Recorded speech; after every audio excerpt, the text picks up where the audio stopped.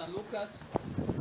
En aquel tiempo, habiéndose reunido grandísimo concurso de gente de las ciudades y acudiendo solícitos a Jesús, les dijo esta parábola.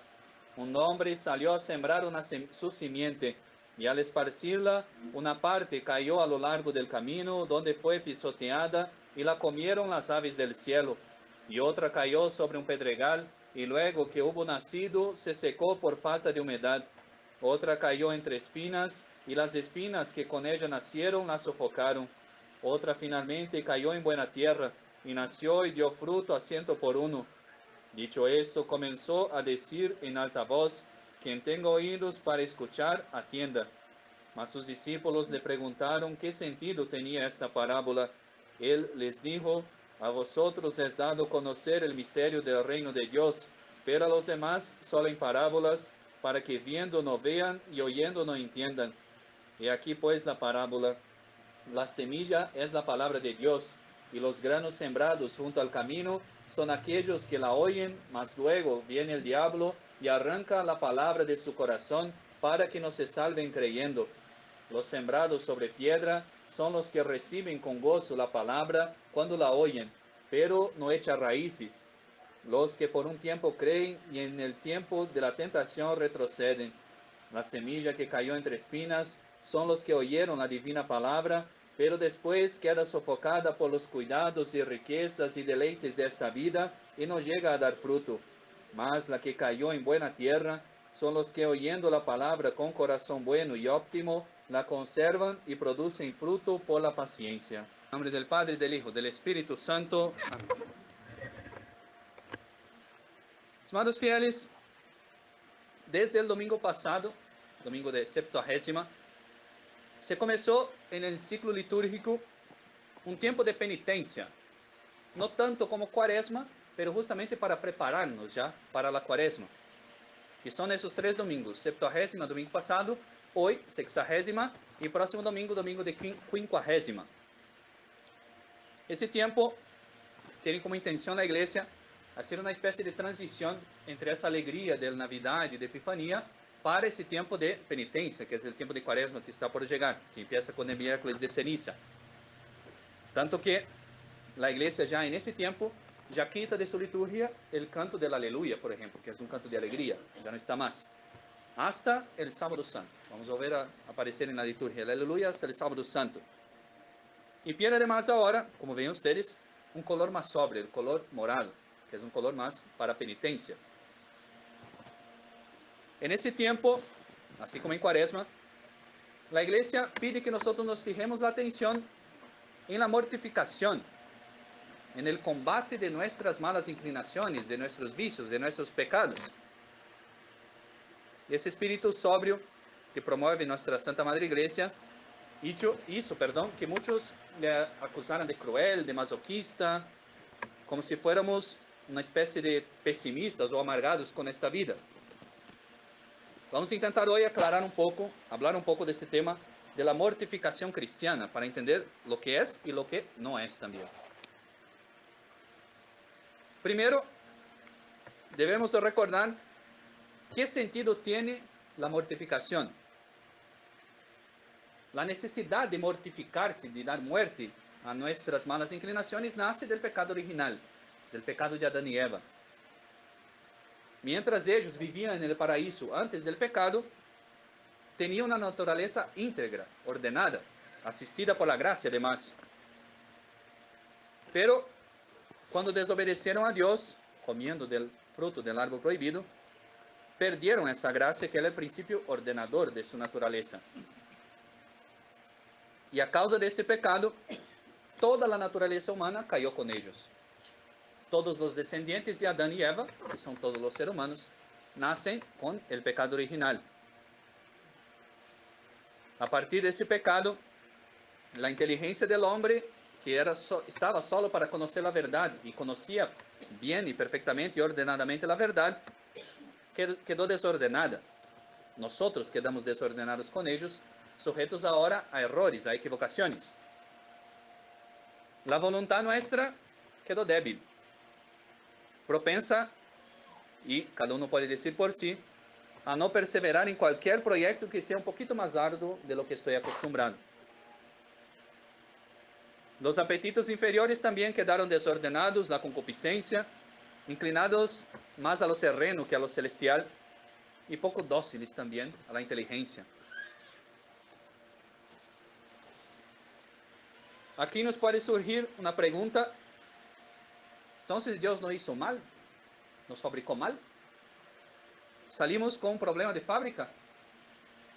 No, Dios nos creó sanos, ordenados, en gracia además. Pero lo que desordenó la naturaleza humana fue el pecado original, esa desobediencia justamente a Dios.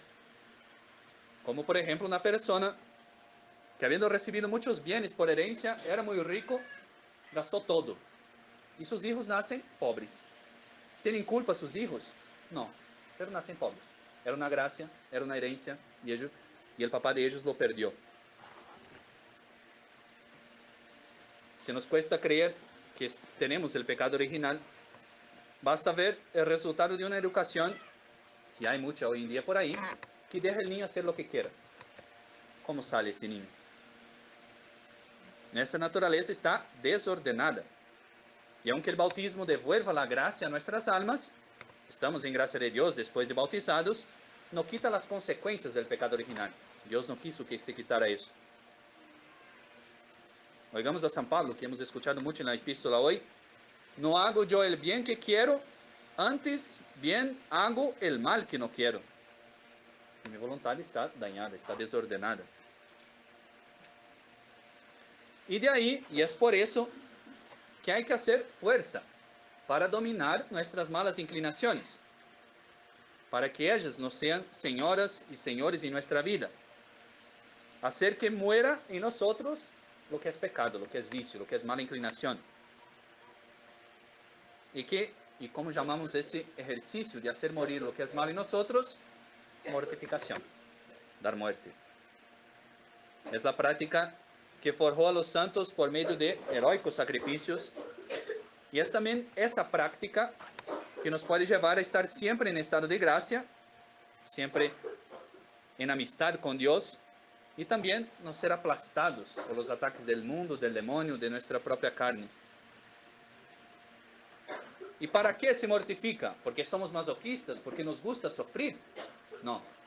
La mortificación, bien mirada, es una vivificación. Hacemos para que muera el hombre viejo y para que viva el hombre nuevo. No hacemos por gusto al dolor. Queremos, con la mortificación, quitar todo que sea impedimento para que viva la gracia en mi alma. Los tipos de mortificación son básicamente tres.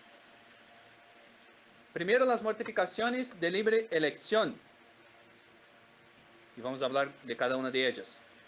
Después, las mortificaciones queridas por Dios.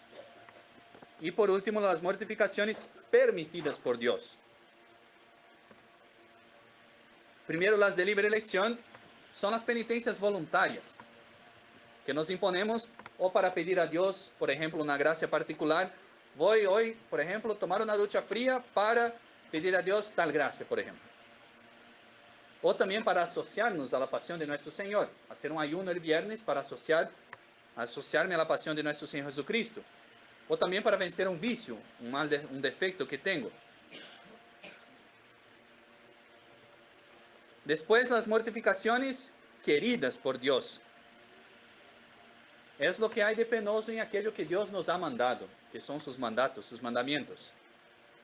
Por ejemplo, el cuarto mandamiento manda ayudar a los padres y tener atención con nuestros padres y superiores. Eso cuesta a veces sacrificios. Y esos sacrificios son queridos por Dios. Porque si Dios dio el mandamiento, también dio el mandato de hacer lo que es necesario para cumplir ese mandamiento. Para ir a la misa, cuesta a veces sacrificios ir a la misa. Sí, esos son mortificaciones. Pero mortificaciones queridas por Dios. Porque fue Dios que mandó asistir a la misa los domingos. Para cumplir mis deberes de Estado, deberes de esposa, de esposo, deberes de hijo. Todo cuesta. Son mortificaciones queridas por Dios, porque está mandado por Él practicar esas virtudes. Un ejemplo de mortificación querida por Dios, que hablamos el viernes, y que muchos piensan que es algo de libre elección, es la abstinencia de carne a los viernes. Todos piensan, algunos hacen abstinencia, los sacerdotes hacen abstinencia de carne a todos los viernes. No, la iglesia mandó y la iglesia oficial no quitó ese mandamiento, esa orden de que todos los fieles católicos de los viernes hagan abstinencia de carne. Todos, nosotros también. Carne, ¿qué tipo de carne? Hablamos bien de eso el viernes. Carne de animales que viven en tierra de sangre caliente. Se puede comer pescado, por ejemplo. Se puede comer derivados de carne, huevo, leche, pero no carne. Si quieren saber el por qué, escuche ese de viernes. Para poder comer carne en un viernes, porque es una mortificación querida por Dios, está en sus mandatos a través de la Santa Iglesia, hay que pedir dispensa. O, si yo no puedo pedir dispensa, dice una causa grave. Yo estoy enfermo y tengo que comer carne. O me sirvieron carne y si yo no como carne, es faltar a la caridad o faltar a la pobreza porque van a tirar afuera. Ahí sí. Mortificación querida por Dios. No es de libre elección. Y las mortificaciones permitidas por Dios son males que proceden de los acontecimientos de la vida y que nuestro Señor permite. Podría impedir y no impide para nuestro bien. Por ejemplo, que el sermón se vuelva. Es un mal. Enfermedades, por ejemplo. Una enfermedad no es algo directamente querido por Dios, porque es un mal que procede del pecado original, pero Dios permite. Las tentaciones, las sequedades espirituales, son tentaciones permitidas por Dios. Y esas mortificaciones, las permitidas por Dios, son las más meritorias. Pues no son, de hecho, elegidas por nosotros. Aparecen y uno acepta. Dice el padre Faber, un golpe que viene de la mano de Dios vale más que 1000 penitencias voluntarias. Así que, antes de prometernos muchas mortificaciones de libre elección, voy a hacer muchas cosas, muchos ayunos, muchas penitencias, voy a usar silicio, que está muy bien, si viene con el permiso de un director espiritual.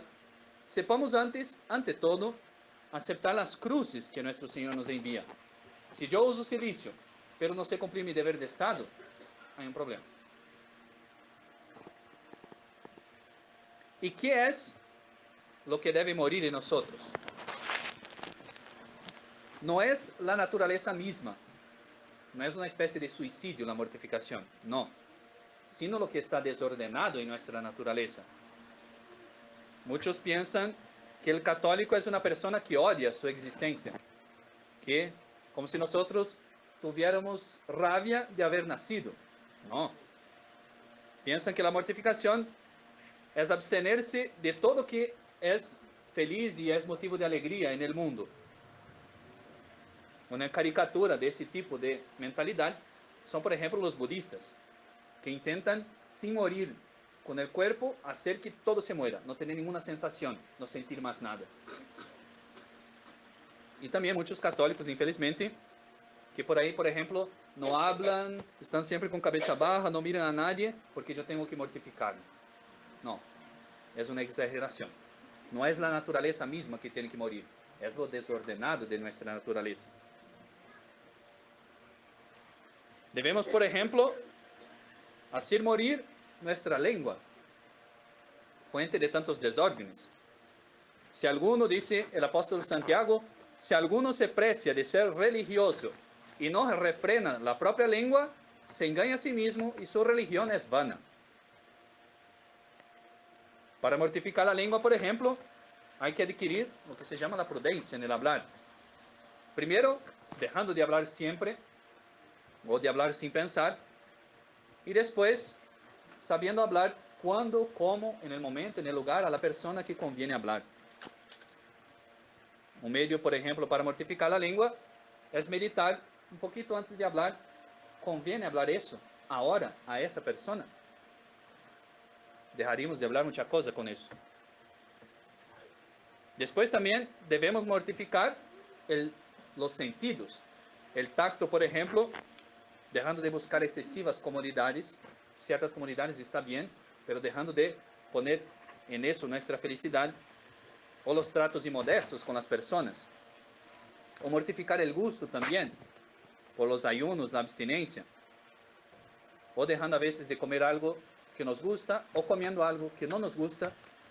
Son mortificaciones también voluntarias del gusto. El oído, dejando de lado la curiosidad malsana, de querer saber todo lo que pasa, de querer saber chismes, intrigas. Y también mortificar el oído es hacer esfuerzo para oír buenas cosas, buenas conferencias, un buen sermón, buena música, buenos consejos. También el olfato se puede mortificar evitando la demasiada exquisitez, por ejemplo, con los perfumes. O haciendo un sacrificio, por ejemplo, de visitar a un enfermo que no está oliendo bien. Es un sacrificio también, es una mortificación. Y la vista, quizá una de las principales fuentes de desórdenes junto con la lengua. De hecho, el santo rey David, precursor o antecesor de nuestro Señor Jesucristo, del linaje del Mesías, que redactó tantos inspirados salmos, pecó en cierta ocasión justamente por no saber mortificar la vista. Por mirar una mujer, acabó cayendo en adulterio y después en homicidio. También nosotros, si no recogemos un poco nuestra mirada, no digo andar como si el mundo no existiera, pero andar con la mirada más recogida, podemos abrir esas ventanas de nuestras almas, que son nuestros ojos, para todo tipo de desorden. Después también hay que mortificarse interiormente. Nuestra imaginación, por ejemplo, Santa Teresa la llamaba la loca de la casa. Puede ayudarnos mucho nuestra imaginación con la oración, por ejemplo. Yo estoy rezando y me concentro en una imagen de un crucifijo, de nuestro Señor sufriendo en la cruz. La imaginación nos ayuda con la oración y para eso está. Pero también debo evitar que ella se vaya para donde quiera. Debo refrenar mi imaginación. Cuidar con los de sueños peligrosos o directamente malos, cosas que exciten demasiado mi imaginación, que la dejen demasiado viva. También hacer mortificación es alimentar mi imaginación con buenas imágenes, con buenas lecturas, con sanos pensamientos.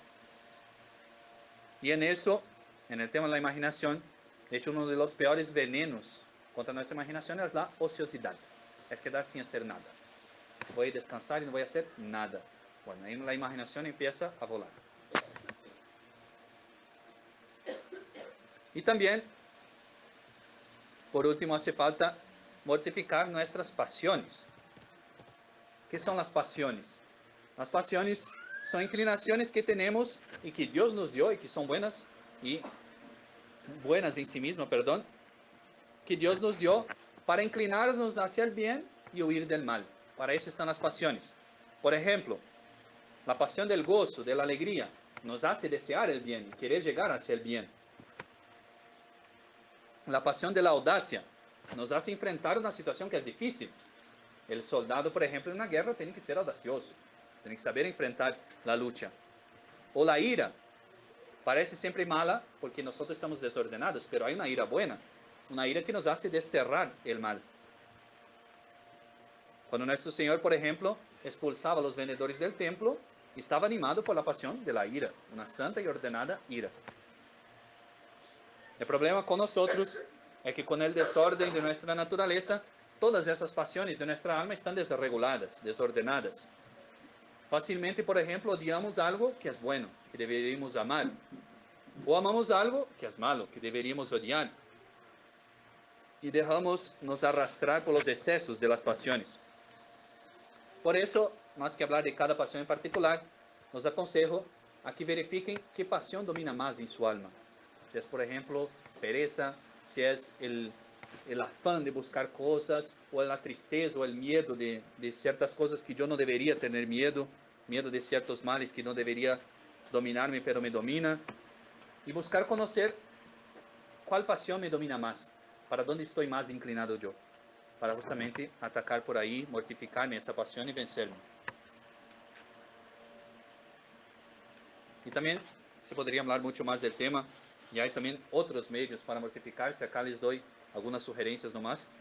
Lo importante primero es reconocer que debemos hacer penitencia, que es una necesidad para nuestra alma, para nuestra naturaleza desordenada. No dejar las puertas abiertas del pecado. También para seguir el ejemplo de nuestro Señor. Nuestro Señor vino a este mundo para morir por nosotros. Y también para facilitar y quitar todo lo que impide el progreso espiritual de nuestra alma. No queramos, pues, hacer cosas extravagantes. Hoy yo voy a flagelarme en plaza pública. No, nada de extravagancias. Sino que concentremos primero en lo que es nuestra obligación, mi deber de Estado. Lo que tengo que hacer yo y que Dios me mandó. Eso sí, es lo principal y primero. Después, en resignarse con las cruces que vienen. Las cruces, las mortificaciones permitidas por Dios. Tengo una enfermedad, sin rebelarme. Bueno, que sea la voluntad de Dios. Y después, si estoy bien ordenado en mi vida, puedo ofrecer una penitencia voluntaria. Hoy voy a hacer un ayuno. Hoy yo voy a visitar un enfermo. Hoy yo voy a hacer una pequeña mortificación para pedir tal gracia, por ejemplo. Una práctica muy saludable y de todos los días es a la noche, en nuestra oración de la noche antes de dormir, preguntarse si hoy yo he hecho al menos una mortificación, al menos una. Si no, hacer alguna antes de dormir. Por ejemplo, me pongo de rodillas con mis manos bajo las rodillas y rezo, por ejemplo, un par de Ave Marías. Recordemos, pues, que la mortificación repara nuestros pecados, es una forma de reparar pecados pasados, preserva también de futuras caídas y abre nuestra alma para muchísimas gracias de Dios. De hecho, oigamos por fin a nuestro Señor mismo. Si alguno quiere venir en pos de mí, niéguese a sí mismo, tome su cruz y sígame. Ave María Purísima, en nombre del Padre, del Hijo y del Espíritu Santo.